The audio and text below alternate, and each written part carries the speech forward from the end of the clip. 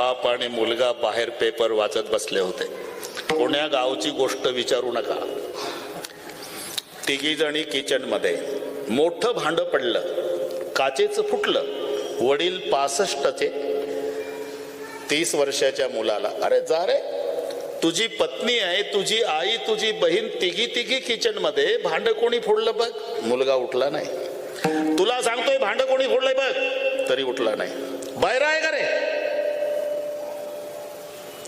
कोणी फोडलंय भांड? तिघी जणी आहे, तुझी पत्नी आहे, तुझी आई, तुझी बहीण. मुलगा उभा झाला. दादा, इथून सांगू का पप्पा?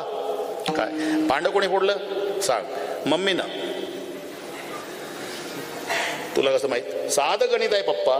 भांड्याच्या आवाजानंतर पुन्हा आवाज नाही.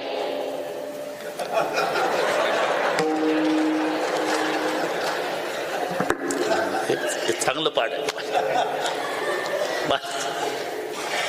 माझ्या पत्नीनं जर फोडलं असतं बाबा, तर आईनं अख्खं घर डोक्यावर घेतलं असतं. एवढी घटना घडून घर शांत. बैस, कळलं मला, बैस.